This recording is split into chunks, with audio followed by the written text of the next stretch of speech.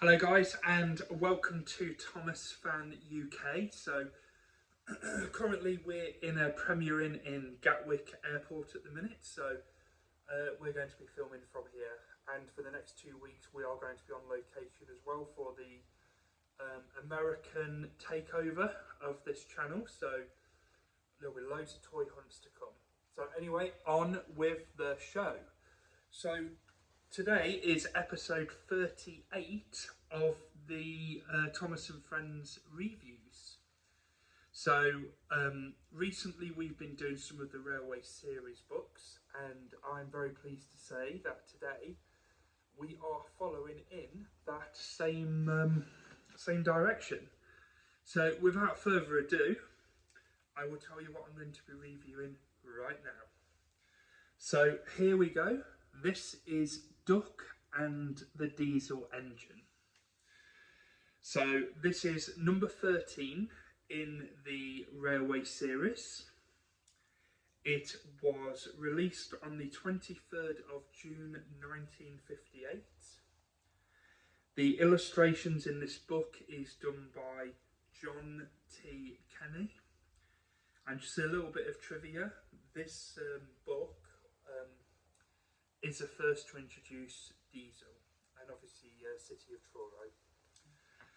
This features 4 stories, which are Domeless Engines, which was in the Thomas the Tank Engine and Friends TV series in season 3. And then we have Pop Goes the Diesel, Dirty Work and A Close Shave, which were all in season 2 of the Thomas the Tank Engine and Friends TV series.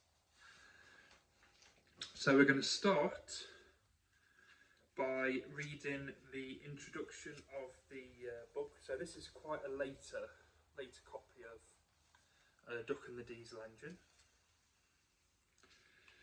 And it reads as follows. Dear friends, we have had 2 visitors to our railway. One of these, City of Truro, is a very famous engine. We were sorry when we had to say goodbye to him. The other visitor was different. I do not believe, writes the Fat Controller, that all diesels are troublesome, but this one upset our engines and made Duck very unhappy. So on with the descriptions, and then I'll give you my views on this series, and we'll go from there. So the first story in this book is called Domeless Engines. So the City of Truro visits Sodor and has a lengthy chat with Duck until late at night. Now, Duck and City of Truro are both Great Western Railway engines, so they would come from the same part of the world, as I'll put it.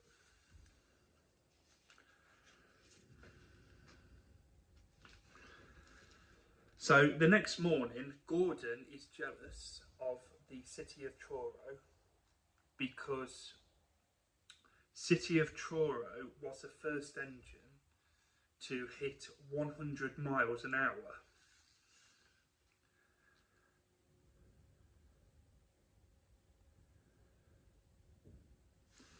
And Gordon also says, which he will live to regret later on in the story, never trust domeless engines.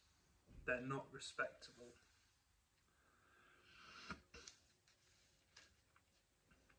So Gordon later tries to equal the record as he's pulling the express. But as they go over a viaduct, his dome becomes loose and he's blown off right over the viaduct. All the passengers laugh because of what's happened. And later on, as he goes back to the sheds, he hears a voice which says, Never trust domeless engines, said a voice. They aren't respectable. So Gordon got his comeuppance in that episode by going too fast, trying to show off. And in the end, he lost his dome. So lesson learned there for you, Gordon.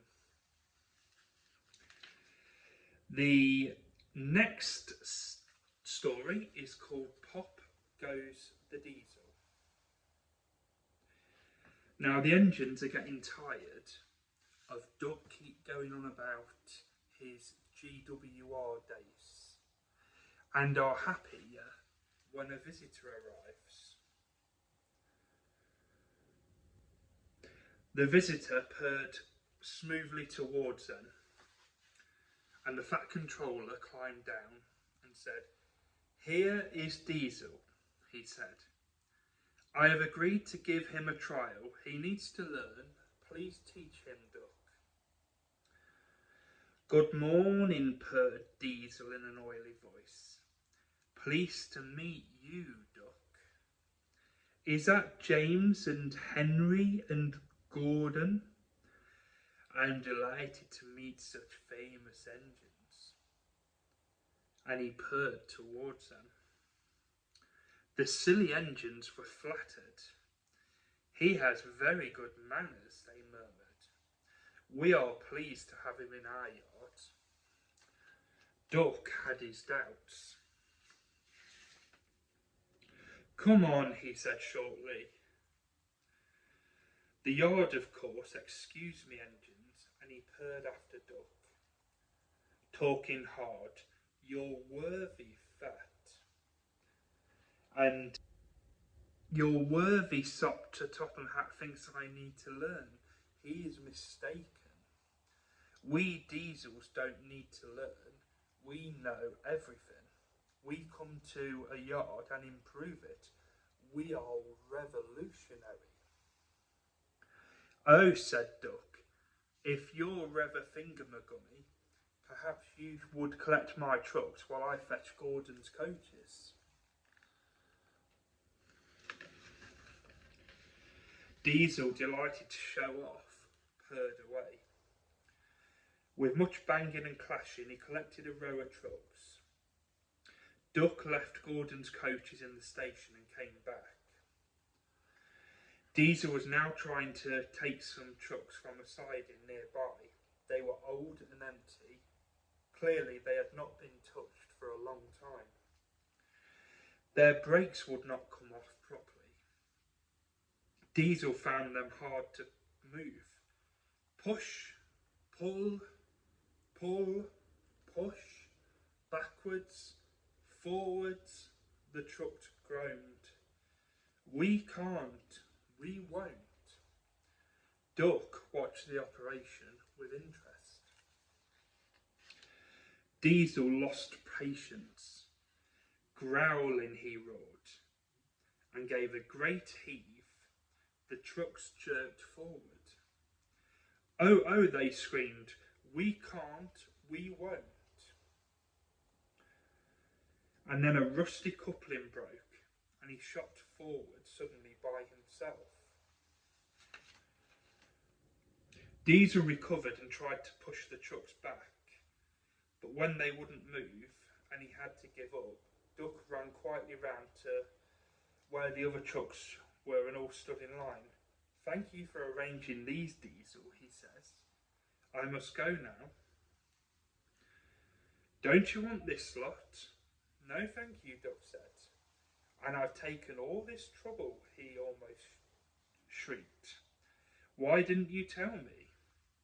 "You never asked. Besides," said Duck innocently, "you were having such fun being Revo whatever it was you said. Goodbye." Diesel had to help the workmen clear the mess. He hated it. All the trucks and coaches were laughing. Presently he heard them singing. Their song grew louder and louder, and soon it echoed through the yard. And this is what they sang. Trucks are waiting in the yard, tackling them with easel. Show the world what I can do, gaily boasts the diesel. In and out he creeps about like a big black weasel. When he pulls the wrong trucks out, pop goes the diesel. Grrr, he growled, and scuttling away, sulked in the shed. So that was a great story about Diesel's arrival and how the trucks kind of made fun of him. And we'll see in the next story exactly what happened. So the next story is called Dirty Work. When Duck returned, he heard the trucks singing. He was horrified. Shut up, he ordered, and bumped them hard. I'm sorry our trucks were rude to you, Diesel, he said. Diesel was still furious. It's all your fault. You made them laugh at me, he complained. Nonsense, said Henry. Duck would never do that. We engines have our differences, but we never talk about them to trucks. That would be disgraceful, said Gordon. Disgusting, put in James. Despicable, finished Henry. Diesel hated Duck. He wanted him to be sent away, so he made a plan. Next day he spoke to the trucks. I see you like jokes, he said in an oily voice. You made a good joke about me yesterday. I laughed and I laughed. Duck told me one about Gordon. I'll whisper it. Don't tell Gordon I told you. And he sniggered away.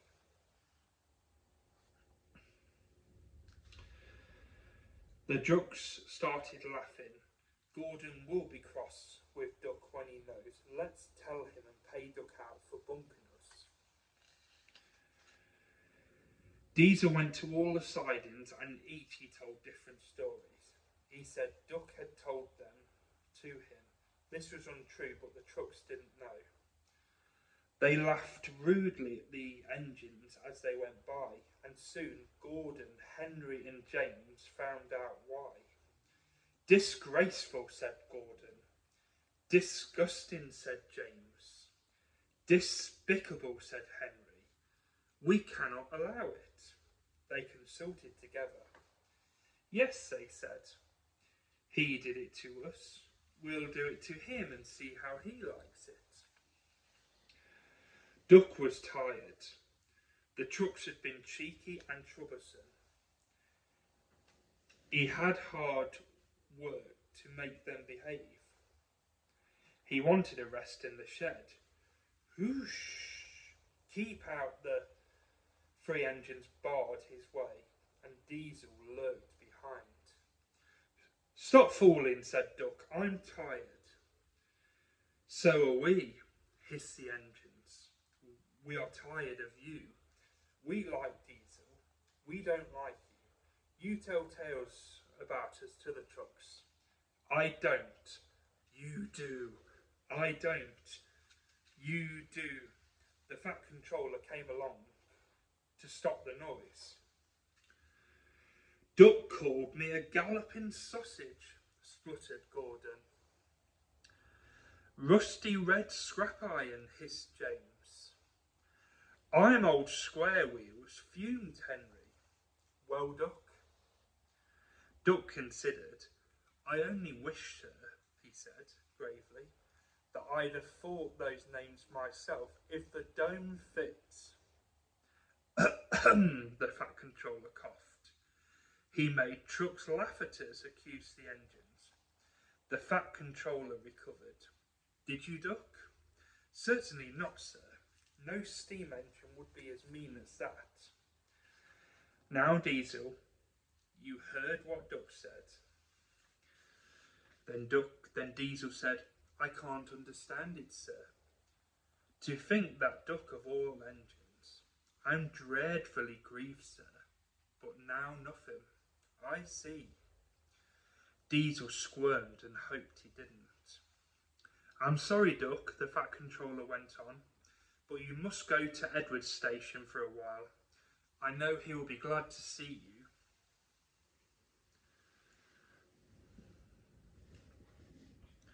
Beg pardon, sir, do you mean now? Yes, please. As you wish, sir. Duck trundled sadly away, while Diesel smirked with triumph in the darkness. So that is Pop Goes the Diesel. So the fourth and final story in the Duck and the Diesel engine is A Close Shave. So Duck came to Edward's station.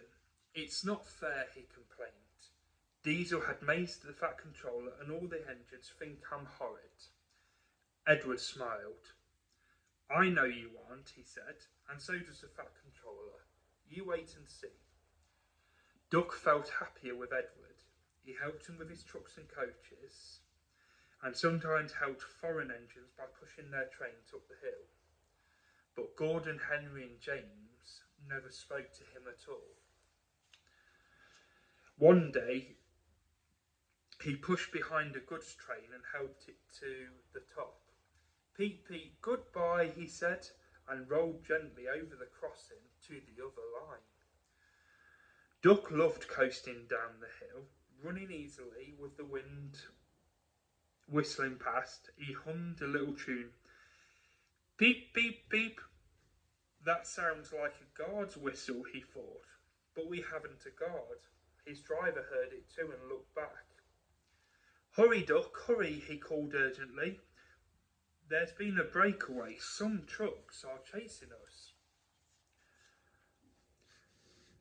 There were 20 heavily loaded trucks. Hooray, hooray, hooray, they laughed. We've broken away, we've broken away, we've broken away. And before the signalman could change the points, they followed Duck onto the down line. Chase him, bump him, throw him off the rails, they yelled, and hurtled after Duck, bumping and swaying with ever-increasing speed. The guard saved Duck, though the trucks had knocked him off his van. He got up and ran behind, blowing his whistle to attract the driver's attention. Now what? Asked the fireman. As fast as we can, said the driver grimly. Then they'll catch us gradually. They raced through Edward's station, whilst ferociously, but the trucks caught them with a shuddering jar. The fireman climbed back, and the van brakes came on with a scream. Braking carefully, the driver was gaining control. Another clear mile and we'll do it, he said. They swept around a bend. Oh, glory, look at that. A passenger train was just pulling out on their line from the station ahead. The driver leaped to his reversal, hard over, full steam whistle. It's up to you now, Duck, he said. Duck put every ounce of weight and steam against the trucks. They felt his strength. On, they yelled. But Duck was holding them now. I must stop them, I must. The station came nearer and nearer. The last coach cleared the platform. It's too late, Duck groaned, and shut his eyes. He felt a sudden swerve and slid shudderingly and groaning alongside him. A barber had set up shop in a wooden shed in the yard. He was shaving a customer. There was a sliding, croning crash and part of the wall caved in. The customer jumped nervously, but the barber held him down. It's only an engine, he said calmly, and went on laughing. Beg pardon, sir, gasped Duck. Excuse my intrusion. No, I won't, said the barber crossly. You frightened my customers and spoilt my new paint. I'll teach you. And he lathered Duck's face all over. Poor Duck. They were pulling the trucks away when the Fat Controller arrived. The barber was telling the workman what he thought. "I do not like engines popping through my walls," he fumed. "They're disturbing my customers." "I appreciate your feelings," said the Fat Controller, "and will gladly repair the damage, but you must now know that this engine and his crew have prevented a serious accident. You and many others might have been badly hurt." The Fat Controller paused impressively. "It was a very, very close shave," he said. "Oh," said the barber. "Oh, excuse me." He ran into his shop, fetched a basin of water, and washed Duck's face. "I'm sorry, Duck," he said. "I didn't know you were being a brave engine." "That's all right, sir," said Duck. "I didn't know that either." "You were very brave indeed," said the Fat Controller. "I'm proud of you. I shall tell City Atrora about you next time he comes." "Oh, sir," Duck felt happier than he had been for weeks. "And now," said the Fat Controller, "when you are mended, you are coming home." "Home, sir," said Duck. "Do you mean the yard?" "Of course." "But, sir, they don't like me. They like Diesel." "Not now," the Fat Controller smiled. "I never believed Diesel, after you went, he told lies about Henry, so I sent him packing. The engines are sorry and want you back." So when a few days later he came home shining with new paint, there was a really rousing welcome for Duck, the Great Western Engine. And that is Duck and the Diesel Engine, which is number 13, unlucky for some, as some would say, in the Railway series written by the Rev W Awdry. Now that is a fantastic book with 4 fantastic stories, and including the iconic stories, in my opinion, which is Pop Goes the Diesel and A Close Shave. I mean, who can forget seeing Duck go through the barber's shop and basically having a shave if he had whiskers. So that is the end of my review. It's a fantastic book. I would give it a clear 8 or 9 out of 10 easily. You know, it is up there with the best. And yes, so more reviews will be coming back soon. I've waffled on for over 20 minutes now, so I'm going to leave you to it. So this was episode 38 of the Thomas and Friends reviews. I'm Thomas Fan UK, George, and I'll see you soon. Thank you very much.